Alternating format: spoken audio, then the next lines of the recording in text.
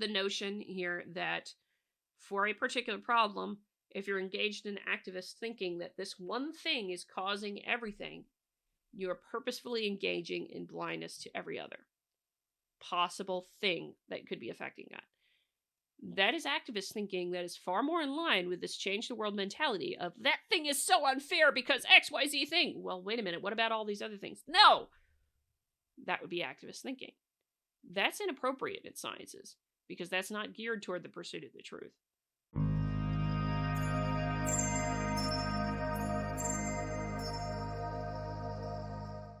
Alrighty.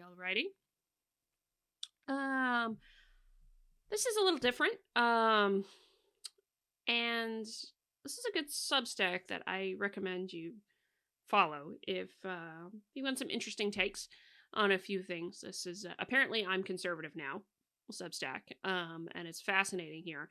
The author has a lot of great commentary, and I really appreciate. And full disclosure, I do know the author. Consider them a friend, and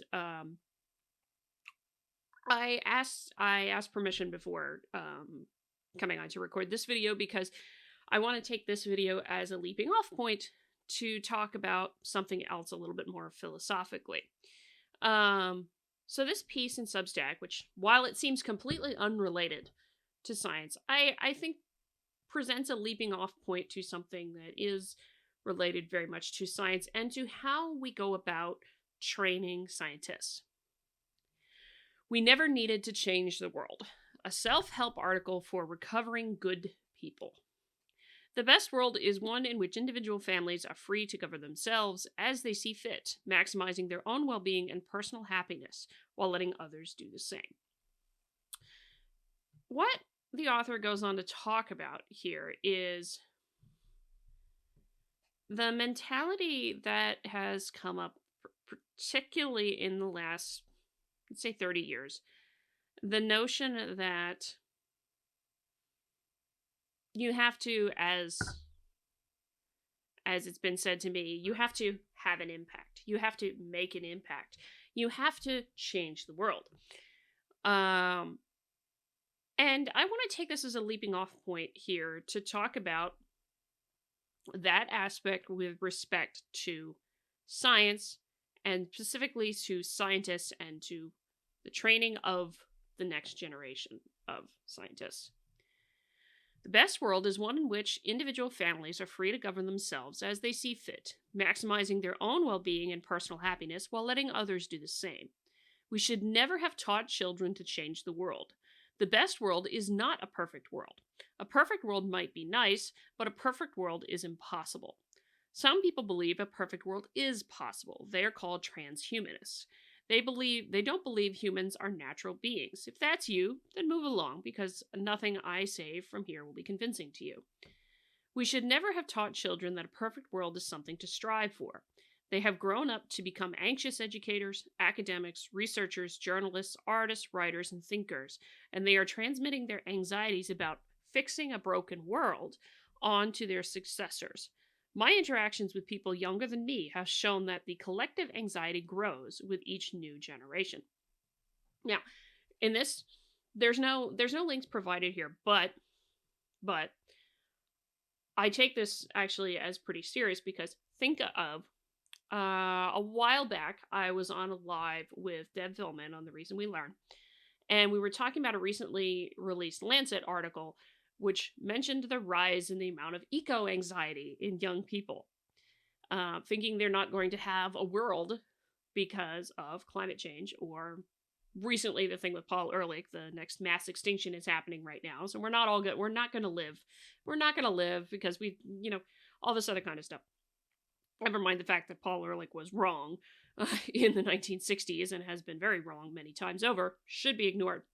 A whole other thing there. But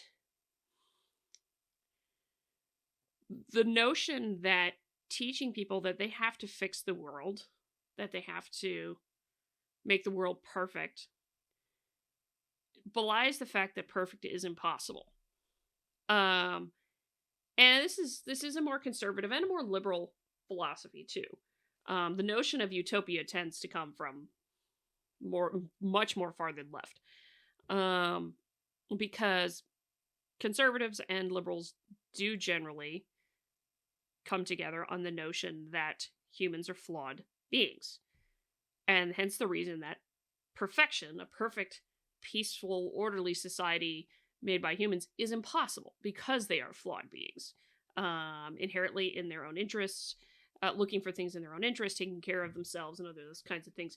It's often why pure democracies failed, and the Federalist Papers, they talked very much in depth about the tyranny of the majority, by which, if you have just everything done by majority rule, the majority ruling in its own self-interest will continue to take rights away from the minority, and what tends to then happen is the eventual collapse of things because, well, people get pissed off that things are getting taken away from them by others.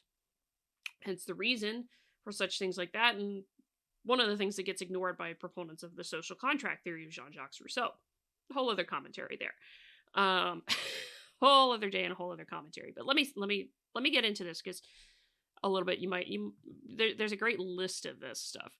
You might think you weren't taught to change the world, but you were. I can't think of many people at any point in my life who weren't at least somewhat preoccupied with this idea in some form. Have you been trying to find meaningful work? Make an impact, be impactful with your choices, do something important, help people, make a difference, solve big problems, make contribution to society, be the change you wish to see in the world, do for someone else what nobody did for you, do something that matters, improve the human condition on Earth, leave things a little better than before you came, make good use of your time on this earth. For most of my life, I never asked why we needed to concern ourselves with these goals in the first place. Changing the world was so deeply ingrained in my thinking that questioning it would be as radical as asking if we need to drink water. It was a given, not even seen as a viewpoint. It was just true. Why exist otherwise if you're not going to make things better? What goes along with this assumption is that things are generally bad, and also that we need a reason to exist other than simply being our beautiful, unique selves. Now, this is a point where I do actually disagree with the author, because people do tend to seek purpose with their lives. I agree with the change the world notion is a bad idea, because you can't succeed in changing the world. If you spend all this time working on stuff and things still don't seem to be better, that leads to an immense amount of depression, because you're like, well, what purpose? What? But people do generally need some kind of purpose in their lives, even if it is just raising a family. Even if it is just doing something similar. It's simple. And this is a way that change the world mentality is also bad, because it denigrates something as really simple as family, raising a family, as being not impactful, but purposeful.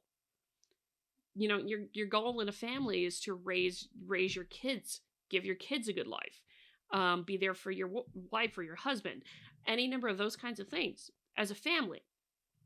For others who go into more of a life of service, your purpose is serving others, whether that be in a food pantry, in a seminary, in a convent, in service, in nonprofits, and any number of different things. That is a purpose. That is not necessarily changing the world, but you're having a purpose in doing something that does give you a certain degree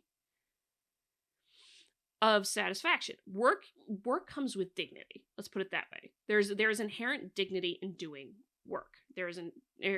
And that tends to be the kind of conservative philosophy, that there is actually inherent dignity in work itself, and that you do have some kind of purpose in your life. So the purpose kind of thing comes from a little bit from Aristotle, but that's a whole other point. That's not the main point of this. I'm sure the author and I will get into that.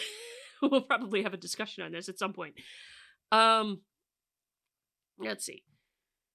Of course, problems do exist and need solutions, but are things generally bad? Is the world worse than ever? What do we mean by the world, anyway? The goals are all similarly broad and vague, and that is what makes them neurotic rather than reasonable. It makes it very easy to live your life with a lingering sense of dissatisfaction that we are never doing enough, and that is exactly the thing. Purpose is very specific. I'm raising a family. I'm running a food pantry. I work at this 9-to-5 desk job. all those other kinds of things. Purpose can be very, very specific. Your telos can be very, very specific. Your reason for being, your telos, your ultimate purpose, can be very, very specific. But this nebulous thing of changing the world is so not specific that unless you set some guardrails of what the metrics are, you would be utterly dissatisfied. And that leads to an immense amount of depression and anxiety. Potentially. Now, caveat this, I have not seen a huge amount of studies that have been done on the effect of this change the world mentality. I'm going a bit off of the anecdotal, except for things like the Lancet study that I talked about with Deb on eco-anxiety a few months back. It's on her channel. I can't remember the link off the top of my head, but it's on her channel. Yeah, we talked about it. It was, forget the title of it. But anyway. When you grow up in a society whose very breathable air is made of changing the world motivations, it is exceedingly easy to forget the real purpose of work. Work is for your personal survival. If you're not working to find your basic needs of food, water, shelter, and companionship, or trying to obtain these needs for your dependent children, you are doing something else to get currency that you can use to obtain those things. Work is transactional, not exploitative. Now, keep this in mind. Because we've talked in depth about, I've talked a lot about what I think the purpose of science is. Truth-seeking, ultimately. Purpose of science is the pursuit of the truth. Why then would it be bad to inculcate in the next generation of scientists this change the world mentality? Because one of the things that I do think happens when you get into this mentality of, I must change the world, but you also have that somewhat vague thing of what does it mean to change the world? Well, I have no idea. Or like me, I was in a lot of conversations related to career stuff with friends and old mentors of mine recently. And one of the comics that came up was like, well, you can have more of an impact if you do this. And I was thinking about it later myself, and it was just like,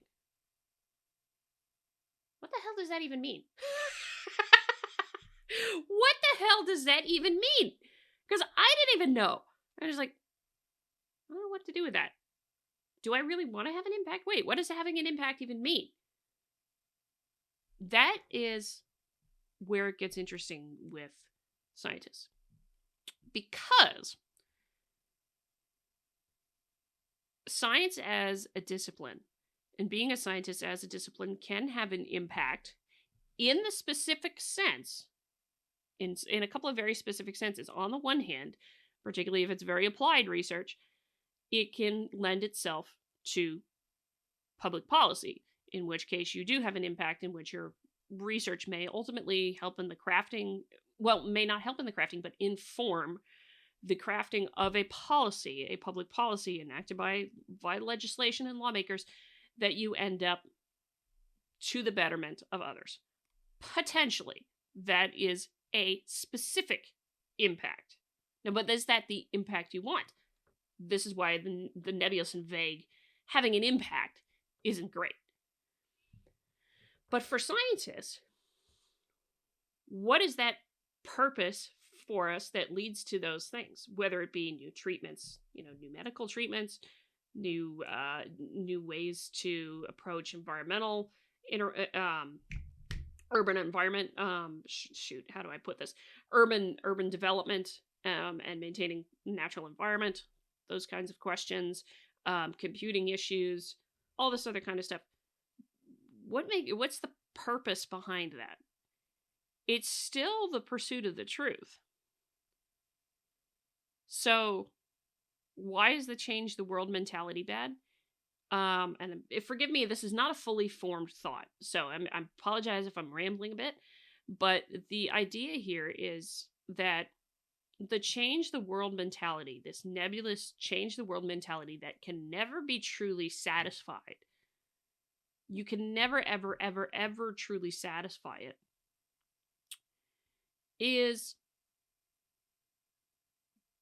very much lends itself, I think, to activist thinking and ideologically driven thinking. So long as you're capitalizing on that emotion of, look how bad things are, we're going to make things better. it pushes people more likely towards activist thinking, not toward the reasoned thinking and critical thinking in the Enlightenment sense, critical thinking that is to the benefit of being in science and as a scientist. So, changing the world pushes you towards an activist mentality. What might push you in the other direction? To be, shall we say, interested in reasoning and the truth. Excuse me. Is there something to push students to be more curious? That's a potential option there. Is there something to push people to think more critically and apply more reason? Because it's very easy to get into the emotional side of things, of changing the world. It's very easy to push that. It's not so easy to push into the notions of reason and logic and what does it mean to be going after the truth. That's a very difficult concept to push at a young age. Not to say that students don't have some kind of idea of that when you talk about the correspondence theory kind of idea, whereby if things actually happen right in front of you, it's a real thing. That's truly what happened. You know, I think it's called correspondence theory of reality, if I remember correctly. But it's a whole other thing. But how do you form that for students such that they are interested in the truth and not necessarily interested in changing the world? Now, does this mean that I don't think scientists should get into policy discussions? No, I don't mean that. But I do mean that this change the world mentality with the idea that you'll never be satisfied, so it pushes you towards more and more ideas of activist thinking, you would end up being more devoted to changing the world. Put it this way. Participatory-based action research. One of the lines in the article, describing what the discipline is, we seek to understand the world by changing it. That is directly geared toward this change the world mentality. You will never be satisfied, so we're going to change the world. We don't want to. We're going to try and understand it by changing it. How can you know you're changing it well and truly at all? Or if you're changing it for how do you know that you're changing it in a good way? And of course, how do you define good is a whole other question there, because you got to get back to the vague, the world, assuming the world is bad kind of thing. It's already vague. You got to define what is good and what is bad in this situation, and then getting that's a whole other thing. This could be a very long philosophical rabbit hole, and I'm trying to wrap this in half an hour. Fun challenge for me. But how do you get that notion in there? Of instead of understanding the world by changing it, we want to understand the world just straight up and flat, because that's the pursuit of the truth that comes along with being a scientist. How do you get that in there as being more important?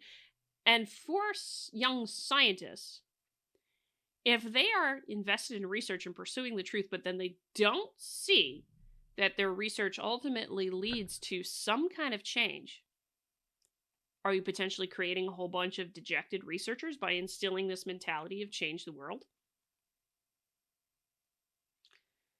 My point in all this, and it's hard to get it wrapped in form, because like I said, it's not a fully formed thought myself, is that the notion of this change the world mentality lends itself very well to activist thinking, not to reasoned thinking and the pursuit of the truth.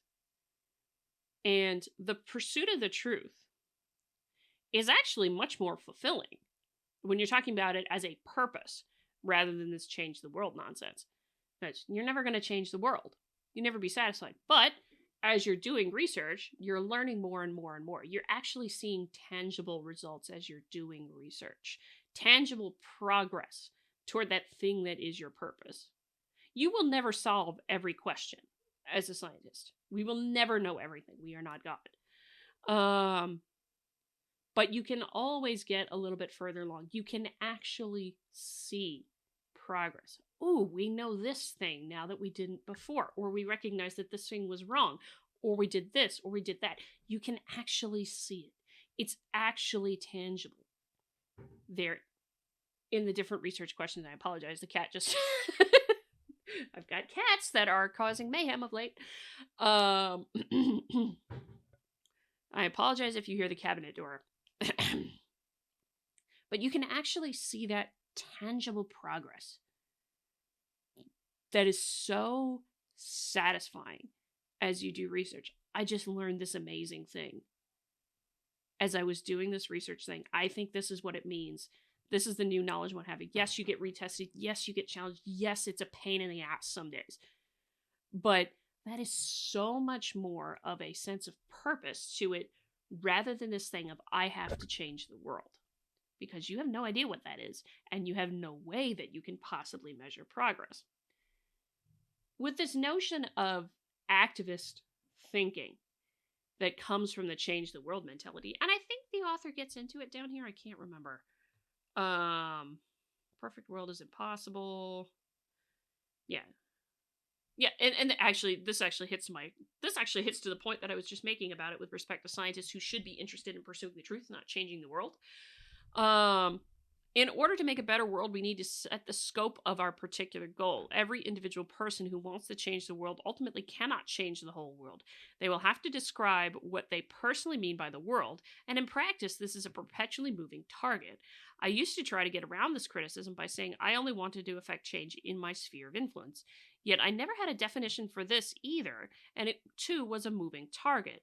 This is because my friend's work and family situation is subject to regular turnover, and the factors that allow one human to influence others are subtle and also constantly changing. First, I will venture a guess that when people say the world, they really mean human society rather than the physical planet. If we're afraid that we're really destroying the actual physical planet, might I remind you that we will not likely actually remove the planet from its orbit and vaporize it. Awesome. Anyway, it will just be a different kind of planet and will likely not include us or the organisms that we're linked closely to our way of life, But it will not be without life. Who is to say that today's life is the best life? Isn't that a bit arrogant?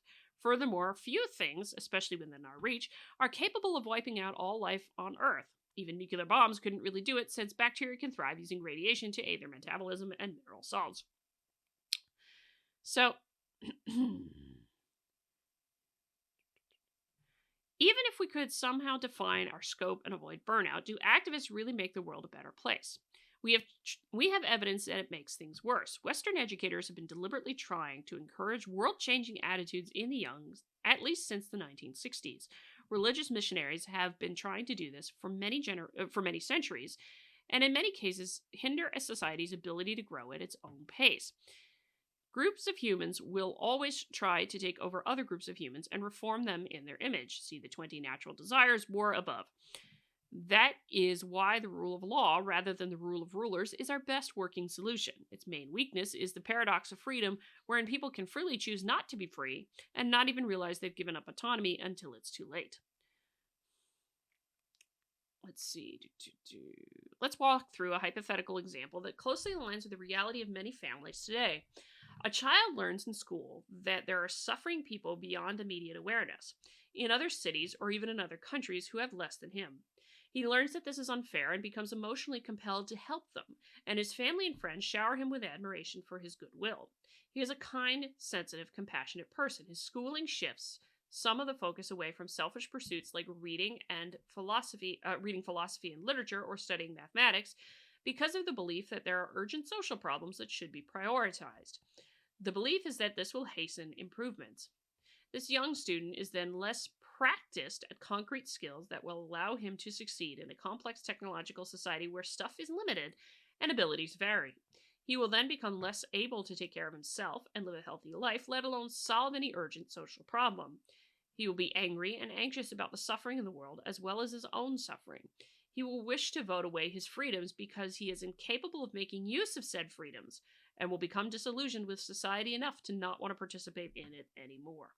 Multiply this experience by millions of children, and you don't need a tinfoil hat to see how this would not be a better world at all.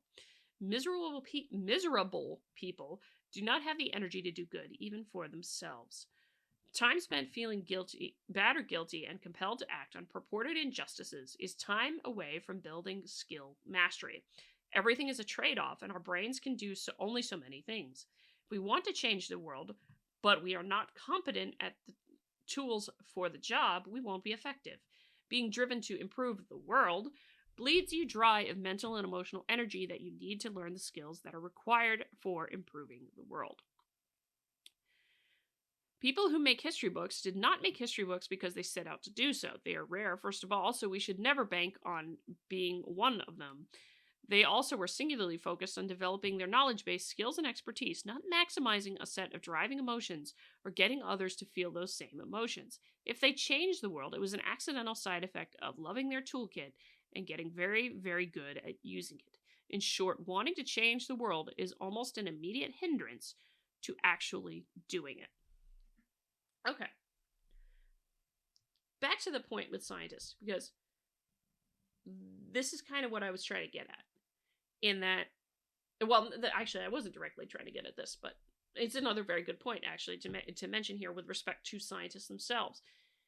If the goal is changing the world, are you really going to learn the skills to do research, to actually perhaps inform a policy development, or inform something that a community is going to do, or inform a new treatment in medicine, or inform, XYZ number of things? Not necessarily. Such is the case, then the change of the world mentality and inculcating that in scientists hinders them from getting the skills that they need to actually engage in the pursuit of the truth that is the telos of being a scientist. And the other thing, of course, is because it gets at all these emotions and the dissatisfaction with everything and pushes towards activism, having scientists who are more engaged in an activist mentality does lead to a different problem. I talked about it, and I'm going to get into more with it next week, is the Fiedler on the Roof saga. Named, as I've so named it, for Klaus Fiedler, the unfortunately now former editor of Perspectives on Psychological Sciences. And that I'm going to talk about a little bit more ad nauseum next week, so I'm not going to get too much into it right now. And that's the reason I haven't talked about it at length until next week, is because there was a lot to go through with that. And thankfully, Lee Jussom has done a great job of putting it all together in one place so I could find it and read it. So thank you, Lee. But activist thinking was what caused a lot of the Fiedler on the Roof saga. And I just want to highlight one of the particular points of this. Coming from Bernard Hommel, who would have had his article published in Perspectives on Psychological Science, or Psych Science rather, dealing with diversity in psychology, science, or ideology. And he is commenting on another article here. But I want to end with this, because I'll talk more about this article and others next week. The increasing use of political activist arguments and reasoning in scientific communication about diversity is criticized. Based on an article of Robert Baccarat-Chevet, Dollins, Goldie, and Mortensen, 2020, on, quote, racial inequality in psychological research, 3 hallmarks of activist thinking are described. 1. Blindness to the multidimensional nature of diversity. 2. The failure to distinguish psychological mechanisms with the impact of moderators. And 3. Blindness to agency as an explanation for psychological observations. Now, he is talking specifically about psychology. But if you're engaged in activist thinking, which the change the world mentality naturally lends itself towards, then you're more inclined to make some of these mistakes, particularly as described, prescribed to ideology. Blindness to the multidimensional nature of diversity, for example, might be generalized to say blindness to other things that could be contributing to an issue. Other factors. In statistics, for example, there is something called multicollinearity, where if you have multiple predictors and you have relationships between predictors that can confound your statistical results. sometimes this gets ignored in literature when people are writing their articles, and yet it's a very important thing because it makes your results less significant if you're doing a statistical model between predictor and predictands, and you have a lot of predictands that related to each other. But that might be a statistical kind of allegory here. Not quite. I don't think it's quite right because I'm just thinking on the fly with this a little bit. But blindness to the multidimensional nature of diversity might be generalized as, okay, the notion here that for a particular problem, if you're engaged in activist thinking that this one thing is causing everything, you are purposefully engaging in blindness to every other possible thing that could be affecting that. That is activist thinking that is far more in line with this change the world mentality of that thing is so unfair because XYZ thing. Well, wait a minute, what about all these other things? No! That would be activist thinking. That's inappropriate in sciences because that's not geared toward the pursuit of the truth.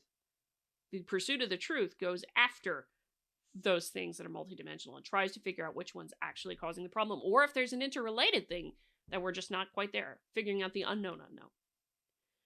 But my point in all this, to wrap this up, is a couple of fold. Changing the world the change the world mentality just leaves people dissatisfied. The pursuit of the truth that is the telos of scientists, if you're actually viewing that as your telos, is actually so much more satisfying because you can actually see some progress. Yes, you will never answer all questions, but that's a mentality. That's something that I and others accept. But we go after it in our particular disciplines and we make progress. Every little research project makes progress. And the activist thinking with the change the world mentality that comes alongside the change the world mentality, not to mention postmodern literature, that's a whole other thing in here, leads to the notion that you have some pretty bad science that can get done because you're inherently ignoring other factors because you've been taught to engage in this kind of activist thinking rather than the reason thinking and the pursuit of the truth that comes with being a scientist, or should come with being a scientist. Much more philosophical chat. Apologize, went a little over the half an hour that I was shooting for, but let me know what you think. Hit the like button on the way out the door, comment on the video, share the video, subscribe to the channel, all that lovely good jazz. And until next time, I'm Adrian. May you stay curious, my friends.